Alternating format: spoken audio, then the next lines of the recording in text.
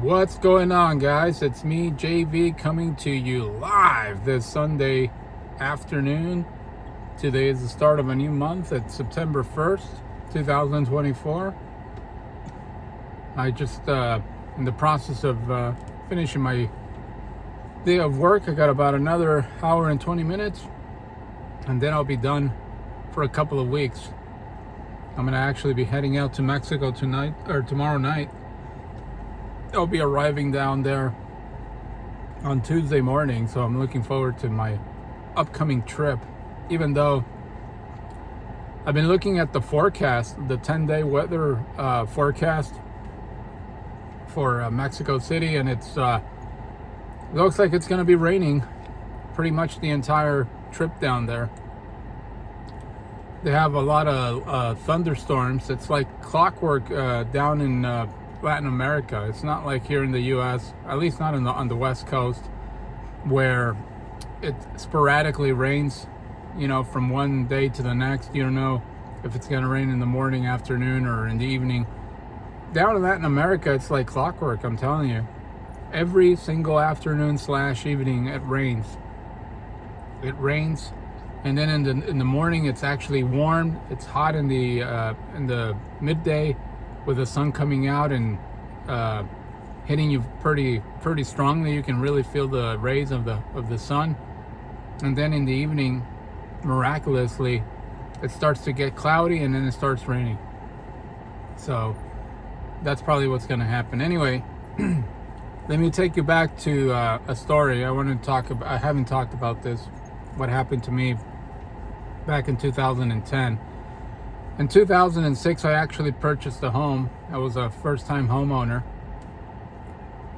And this was during the time when lenders were extraordinarily lenient, and banks were basically just handing out loans like hot pancakes. In many cases, they weren't even verifying that you had employment, that you had an income, if you can believe that. They were just simply checking your credit score, checking that you had enough of a cushion in your bank account to cover 6 months worth of bills, including your mortgage and insurance and income taxes, or not income taxes, but property taxes. And off you went. They would provide you with a 3-year loan, a 5-year loan. These were not conventional 30-year loans like you had for all those decades prior to the 2000s. These were actually adjustable rate mortgages, or as they like to call them, option arms, quote unquote. That's what they would call the loans, option arms. And so I myself got a 5-year option arm, and then I got a home equity line of credit on top of my mortgage, because I actually went in there with a 10% down payment. So I had a loan of 90% of the total cost of the house. So I had an 80% option arm and a 10% home equity line of credit. And my mortgage payment was about $2,500 a month, which back in in the mid 2000s, it was a pretty good amount of money. And remember, I wasn't even married at the time. I've never been married, never had any kids. So I lived in a 2,300 square foot home. It was a 4-bedroom, 2-bathroom house, or 2.5 bathroom house. It had a swimming pool. It had a back porch. It was an amazing house, for me at least. It wasn't even a dilapidated home. It was a house that had just been built in 1999, so it was about a 7-year-old house that I had purchased. And by the time 2009 came around, that was 3 years after I had purchased the home, that's when the subprime mortgage meltdown began. And everything, the house of cards, the mirage, the absolute optical illusion of the real estate market completely crashed around our ears. It was a disaster like we had never seen before. And the house lost about 400% of its value, pretty much. It went down from 495,000, which was the price that I wouldn't say paid the house, because the house was never mine. It was actually the bank's house. But the house was actually valued at $495,000 when I bought the house. By the time I lost the house, it was worth $160,000. So maybe my math is not correct. Maybe it wasn't 400%, but it was pretty much more than 100% for sure. About 200% of its value was gone. And at the time, I just, basically convinced myself and said to myself, you know what? In 2011, my interest rate is going to reset. And I'm going to have to pay God knows how much money. God knows how much my interest rate is going to be in 2011. It's probably going to go up substantially, because my interest rate was about 3.9%, either 3.9 or 4.5 or something like that. It was a pretty low interest rate. And the reality is, why would you continue to pay a house that has lost, about $320,000 in value? I mean, it was underwater $320,000. What was the point of me actually just making a payment on a house that was underwater, a house that had an adjustable rate mortgage? I was going to have to start all over again in 2011. And I really didn't know whether or not I was going to be able to afford the house, and by the time 2011 came around. So what I decided to do, basically, like many millions of Americans across this country, I tried to basically short sell the house and sell it for pennies on the dollar, basically just trying to save my credit score a little bit so that I wouldn't be totally wiped out for 7 years. So what I did was I contacted the bank, which was Washington Mutual. They were the holders of my loan. Then, of course, they went under, and they were acquired by Chase. And so I had to basically work with JP Morgan Chase. I contacted their mortgage department on a daily basis. I kid you not. Every single day I would call them, and I would ask them whether or not it was possible to short sell the house. And every time I would call, they would ask me, well, you have to send us, you got to fax us documentation regarding the value of the property, regarding your income, how much money do you have saved in your bank account, and you got to prove to us that you are no longer able to make mortgage payments. Well, it was pretty obvious to me that I wasn't going to be able to make mortgage payments, because in 2009 I didn't make a single mortgage payment. I went like 13 months without making a payment. So it was pretty obvious that there was absolutely no way in the world that I was going to be able to make up for those 13 months in which I didn't make a mortgage payment. So I begged them, I pled with them. I hired a real estate agent. I hired a loan officer to try and help me convince the bank to work with me on a short sale. And unfortunately, Chase never actually wanted to do that with me. They were just playing games with me. They were just messing around with my mind. If there was one page that was missing in the documents that I would submit to them, they would make me do it all over again. They would make me send the entire package of documents that I had already sent to them via fax. They would ask me to send it again. And so I would go back to the fax machine and I would send it back to them, everything that I had. And then I would call, and then I would follow up with them over the telephone, and I would ask them if they had received my documentation and whether or not it was possible to work on a short sale. And they would give me the same rundown. They would always tell me that there was a couple of documents that were missing and that I needed to resend them again. in order for them to evaluate whether or not I qualified for a short sale. Well, 2010 came and went. They put a deadline on me.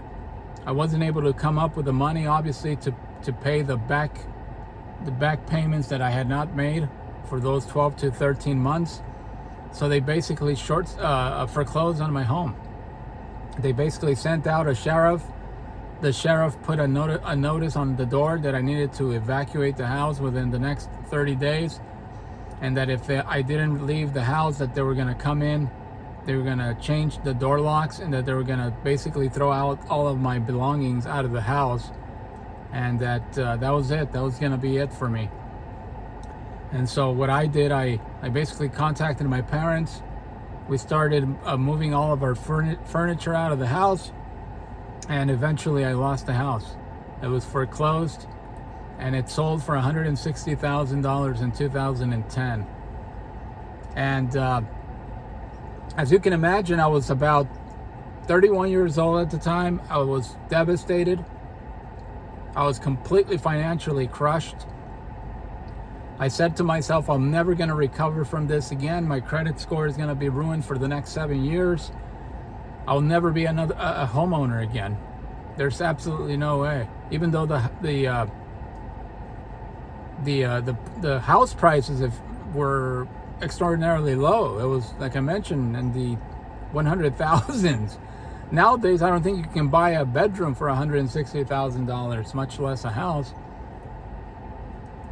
And I really was devastated. And there came a point in time when I was just basically contemplated just ending it all for myself. I was so depressed, I was so down and out, that I said to myself, what's the point of continuing to move forward? If my finances are going to be ruined, I'm never going to be a homeowner. Until this day, by the way, 14 years later, I still haven't been a homeowner. I still haven't been able to buy another house, and I'll probably never buy a house here in the U.S. Not the way things are going. It's not just bad in California, the real estate market. It's bad everywhere in the entire country. I'm hearing some horror stories that are happening in states like Florida, where people are outraged by the amount of property taxes and insurance that they're paying for their houses. It's going up exponentially, not to mention the homeowner association fees on top of their mortgages and on top of their property taxes and insurance. Things in Florida are getting absolutely devastating for so many people down there, and it's across the country. It's everywhere. It's not just in a particular region of the country. It's a disaster. And even if you buy a house here in California for $1 million, for $1 million, 1.2 million, 1.4 million, there's no way those people are ever going to pay their mortgages or their houses in full. They're never going to be homeowners. They're always going to have to, they're always going to be paying mortgage payments. The banks are always going to be the owners, and they're always going to be paying their mortgages for the rest of their lives. There's no way you can pay $1.4 million or $1.2 million back. It's insanity. It's absolutely insanity.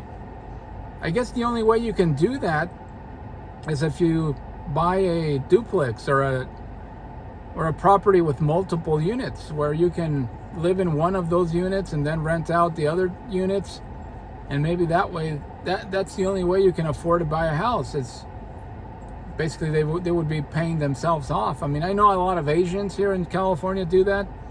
A lot of Chinese families get together. They work together for a common goal to buy a house. And then once the family is situated in that house and the next family is ready to buy a home, they once again come together in a couple of years, and they all chip in and they buy another house, and then they remodel the house, they renovate it, and then they rent it out to people. I know that where I live, across the street from where I live, and then my neighbors to the left, both of the owners are Chinese, and both of them actually just bought the homes, and they've completely renovated the houses. and they built another unit in the backyard. So the house is essentially paying itself off. But those are rare exceptions. Those are not that's not the norm. Those are the exceptions. And so if you're a first-time home buyer, it really is very, very difficult to buy a home. And in my case, I just wanted to commit suicide, honestly. I was on the verge of just putting an end to everything. I was just completely devastated. I spent about 40 days nonstop, day in and day out, 40 days contacting the bank, and they never wanted to work with me. And so it was a very traumatic experience. On the one hand, I'm glad that I actually at least took the chance of becoming a homeowner back in 2006 when I was only 27. But on the other hand, I think that obviously hindsight 20, right? If I would have waited 5 years, if I would have waited till my 30s, I probably would have been, I probably would have a house by now. And my mortgage payments would probably be about $1,500 or low, or even less than that. Probably about $1,000 a month, including property taxes and insurance, which is like a jumbo payment that you pay on a monthly basis. Everything is packaged together so that you don't have to pay things separately. And by the way, when I bought my house, I was paying everything separately. I was paying my mortgage on one side, and then I had to save money to pay my property taxes every 6 months, and then I had to put aside money for my property insurance as well. So I was doomed to fail. It was inevitable that I was going to lose the house, and it's terrible what's going on with the housing crisis, with the housing market, I should say. It is a housing crisis, and more people. You're going to start seeing more and more people continue to be homeless, continue to lose their homes. They're talking about reducing the rate. The feds are going to reduce the rates perhaps sometime this month. But that's not going to help with the housing market, because that's automatically going to, that's going to push back up the value of the residential homes even further. They're going to continue to go up even more, because there's going to be more demand now that the interest rates are going to be lower. So it's just getting worse. It's just getting worse, in my opinion, and there's no end in sight. And it's happening across the country, everywhere. It used to be just states like California and New York and other places, but now it's across the country. Now people are moving to different parts of the country, even in Wisconsin, for God's sakes.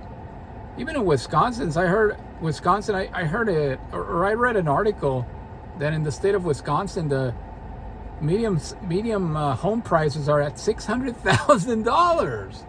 $600,000 for a house in Wisconsin, where it's frigid in the wintertime. You can't even deal with the winter. It's so bad out there. And yet the residential homes are going for an average of $600,000. It's just plain insanity what's happening. But anyway, I don't want to meander with this video any further. I just wanted to relate my story of how I lost my house in 2010, and how things were so crushing for me financially back then, and psychologically and emotionally, everything just crumbled for myself in 2010. And I think that I don't think I've ever recovered from that. To this day, I still haven't recovered. It's been a nightmare for the last, ever since, really, financially for myself. But anyway, just wanted to tell my story, and I don't know if any of you guys that are watching this video or that are going to be watching the video, I don't know if you've ever been in a similar situation where you've lost your property, where you've lost your home, or came close to losing your house. Let me know in the comment section if you bought, a house in the mid 2000s prior to the subprime, it should be a crime what happened, subprime mortgage meltdown that took place in 2008, 2009, and 2010. Anyway, thank you for watching. I will catch you on the next video. As always, have a great weekend.